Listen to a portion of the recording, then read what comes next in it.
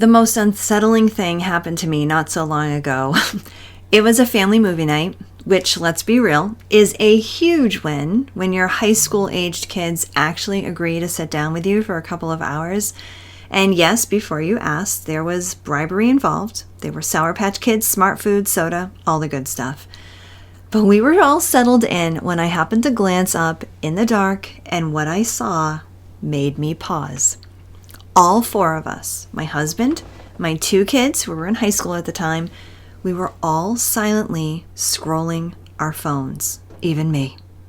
The movie was still playing, but the connection, that real connection, that was happening with the devices and not with each other. And that was the moment that I realized tech is taking away something really precious here. And today we're talking about what to do when you feel the pull of your phone all too often. This episode isn't about your students' tech habits, but about your own. Because let's face it, as much as we know social media affects our students and our children, we also know deep down that it affects us. And while we can see social media as a way to connect with loved ones who live far away, misuse or overuse can actually lead to anxiety and depression and even just a total time suck. So today I want to share with you my little journey of my own social media detox in the hope that you might feel the pull to do one for yourself as well. You may actually discover that if you do one, you'll feel so much better. Hey friends, welcome to Enjoy Teaching Again, the podcast for teachers who love the work but need a little spark to bring the joy back. I'm your host, Elizabeth Peterson, classroom teacher, arts integration specialist, and passionate educator of over 25 years. If you're overwhelmed by behaviors, disengaged students, and long, exhausting days, you are not alone. But together, we can turn things around and you can teach with confidence and purpose again. So locate that cold coffee of yours, find your favorite pen, I know you have one, and let's dive in. It's time to get inspired and enjoy teaching again. You know, for a while, I was convinced that in order to be part of society, I needed to post on social. I had to show off my kids, share smiling faces, send out a record of the events and the concerts I attended, and all of my family milestones, like anniversaries and birthdays.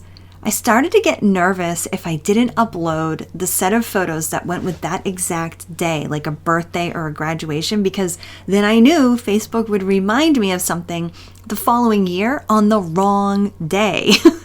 If I didn't have just the right picture of my son or daughter for an anniversary, I felt like all my friends on Facebook might judge me.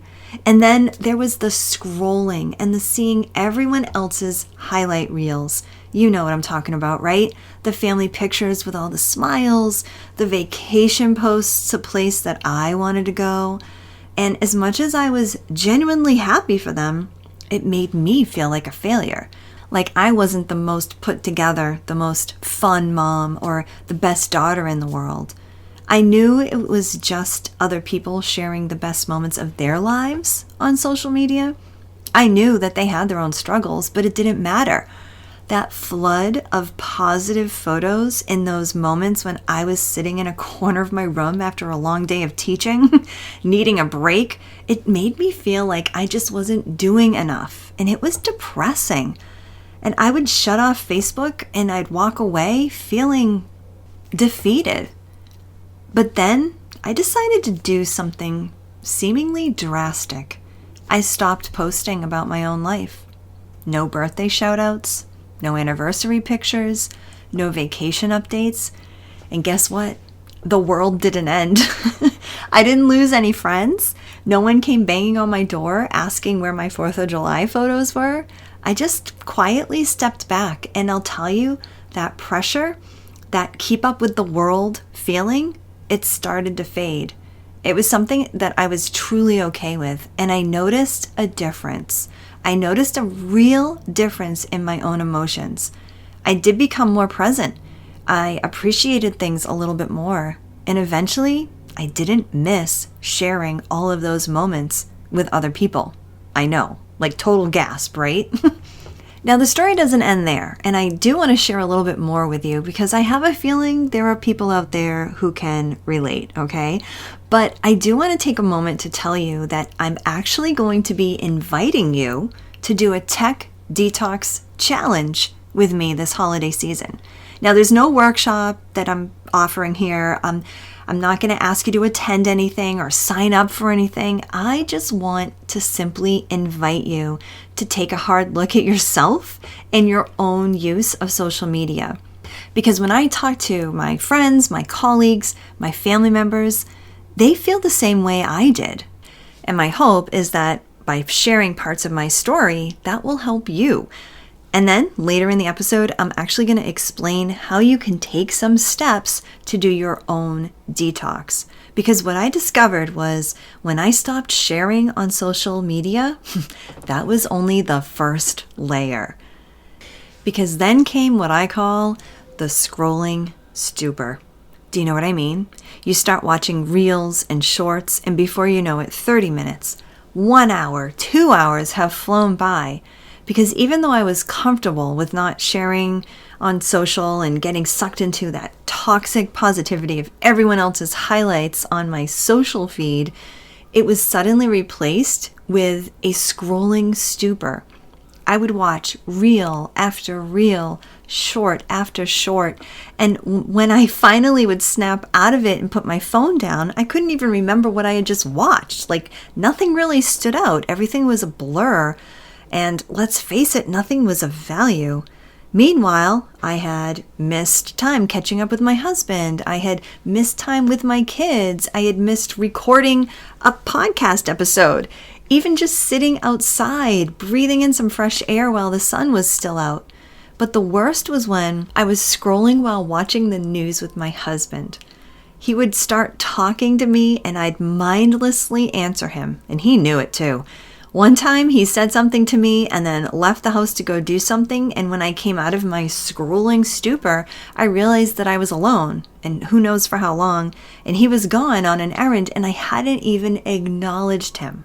I mean, how rude, how horrible. I started to realize, wow, something seriously needs to change. At first, I thought I could just rely on willpower. So I said to myself, and I decided that I just would not scroll. I would check Facebook and Instagram, spend a couple minutes seeing if there were any notifications, and then I'd close the app. That did not work. So after a couple of weeks of realizing that this was a failed attempt at lowering my social media use, I decided to do something drastic. I deleted the apps. I did it in a fit of passion, knowing that I was dealing with an addiction, because let's face it, that's exactly what it was. So that's what I did. And I have to tell you, not having the apps on my phone, it simply prevented me from sinking too much time into checking posts and scrolling mindlessly through videos and shorts.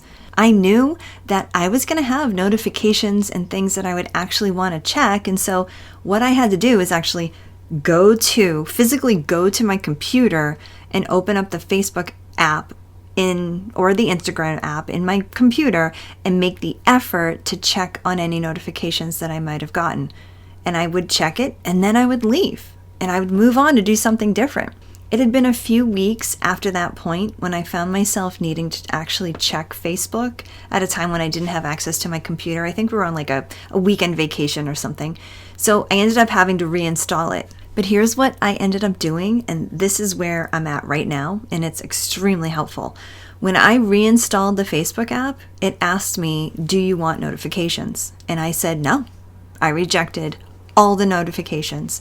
So that means I don't see the number next to that app, and I also don't get a sound or a buzz when there's a notification in Facebook, because let's face it, I don't need to know every time a random acquaintance posts something about going out to dinner, right? I also hid the app on the last page of my apps on my phone. So it is definitely not one of the first things that I see when I open up my phone. And what this does is it forces me to actually search for and open the Facebook app or the Instagram app only when I want to actually access it. But here's the really tricky thing I discovered after interacting with social media this way for a little while. As soon as you open Facebook or Instagram or any social media app, it's going to show you something that is extremely interesting to you. Maybe it's a post from a family member with lots of great smiling pictures, or it's a video that's super enticing to click on. That is like my weakness.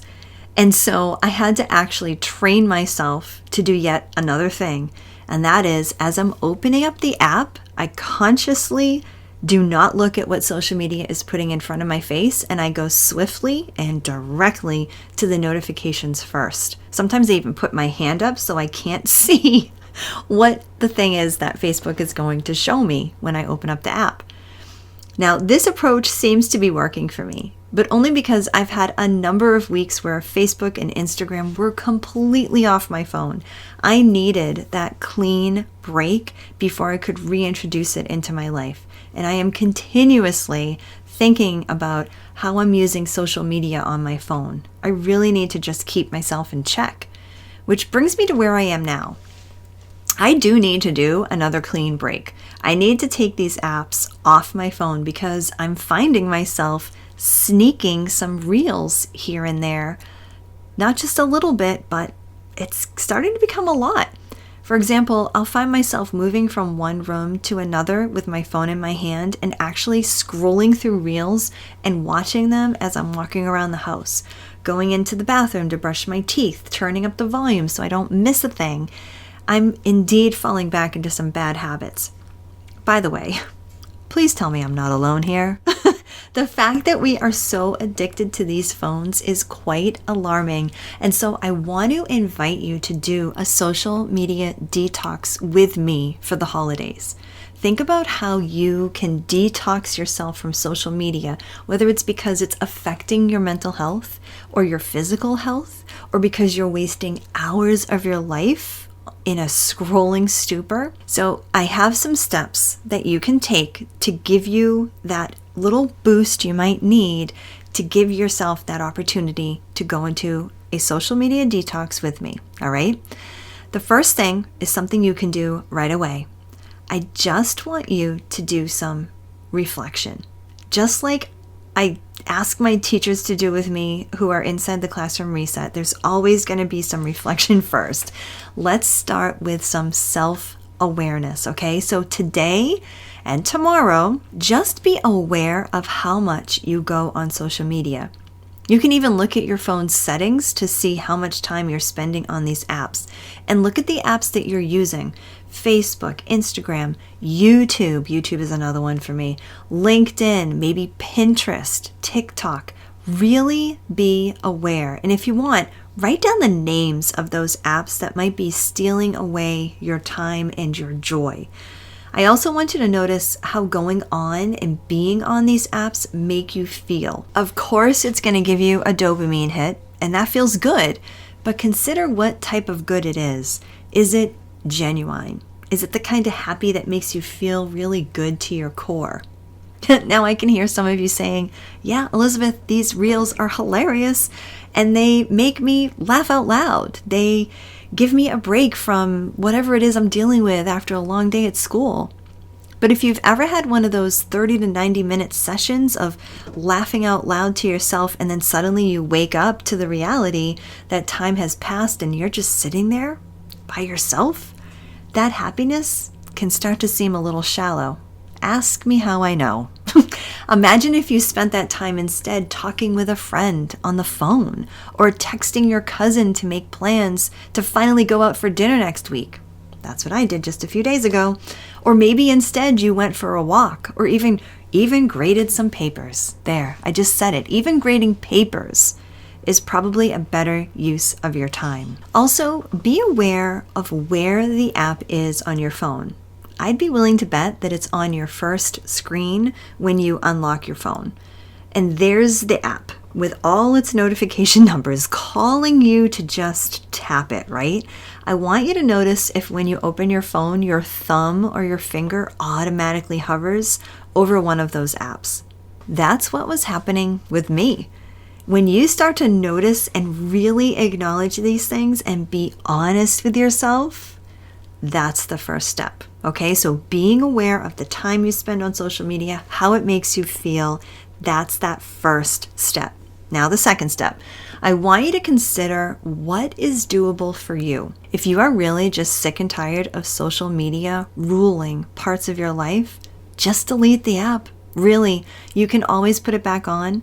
None of these apps are going to delete your existence from the app, trust me, which is, as a side note, a little scary, right? But the fact is that all you're doing is deleting the app from your phone. You're not deleting yourself from the app. And what that will do is force you to put a little extra effort to go onto your computer to get back on the social media. And if you're not quite ready to delete the app, at least hide it. Move the app to a different page on your phone so that you have to actually scroll past a few things and put a little extra effort into locating wherever you put the app. And I would highly suggest turning off the notifications of whatever app you're trying to detox from. Just go into the notification settings on your phone and shut them down. Trust me, no one is trying to get a hold of you only on Facebook. The people that really matter to you are going to find other ways to get in touch. And if you need to say happy birthday to someone, text them or call them. It's much more personal and nice anyway.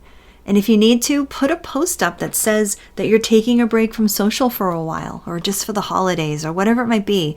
But don't let fear rule you on this. Social media does not rule your life. I think of it this way. This is simply about gaining control over the app and making it so that it's not controlling you. When you have those notifications on, you're giving that app permission to interrupt you anytime it wants. I want to repeat that so you hear it really loud and clear. When you have the notifications turned on, you are giving that app permission to interrupt you anytime it wants. That needs to be reversed. You should be going to the app when you want to put the time in. This is not the same thing as taking a phone call from your child because they need a ride home. In that case, you want that phone to call to interrupt you, right?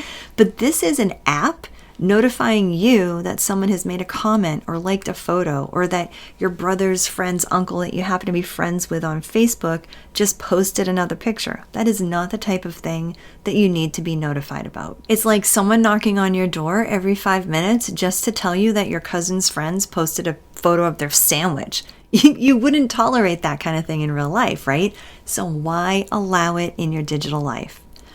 Okay, I've got on a lot of soapboxes today, but I'm not going to apologize because I think you need to hear this. If you're still listening to me this far into the episode, chances are you needed to hear this. So here's the final step, okay? Step number 3 is for you to take action.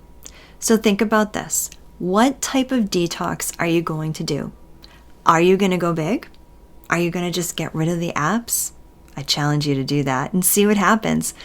I'll tell you what happened to me. Firstly, I didn't miss the apps. There's really something about out of sight, out of mind. And I regained so much time back.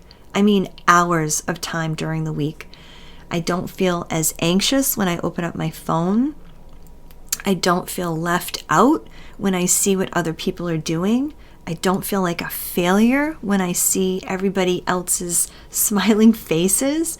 I gotta tell you, it's been great. Honestly, it's just been great. And I want to share that success with you and hope to inspire you to do the same thing, because this is a huge part of your teacher self-care. Okay? So let's recap the 3 steps. Step 1, just be aware. Today, tomorrow, notice how much you go on social media. Is the app on your first screen when you unlock your phone? And notice how being on social media actually feels to you. And be honest with yourself. And keep in mind, we're talking all kinds of social media, including TikTok and Pinterest and YouTube, all of it, okay? Step 2, pick your detox path. Are you going to go big? Or maybe take a smaller step? And step 3, take some action and take back control. If you're just sick and tired of social media ruling parts of your life, delete it. Delete the app. That's what I'm going to do now through Christmas, okay? Or maybe just try hiding it, moving it to a different page, turning off the notifications. That will probably make a huge difference as well. Whatever you decide, I want you to let me know, okay? You can email me directly. If you're already part of my email list, great. Just respond to any of the emails that I've sent you and let me know what your detox plan is. And if you're not on my insider email list yet, let's get you on. Go to theinspiredclassroom.com/insider to sign up. Once you do, I'll send you an email and you can respond to that and let me know what you're doing for your social media detox, or if you have any questions, or if you need even a little bit more support. Listen, on the surface, there's really nothing wrong with social media. In fact, it can even look as a positive thing, right? But we all know that it's designed to keep you on the app and distracted from life. And just because we're adults doesn't mean we can't become addicted. When it starts to affect your mood, when it starts to disrupt your sleep, that's a problem. And here we are, role models to our students and to our kids and to our families, and we want to help them to get some control over their device use.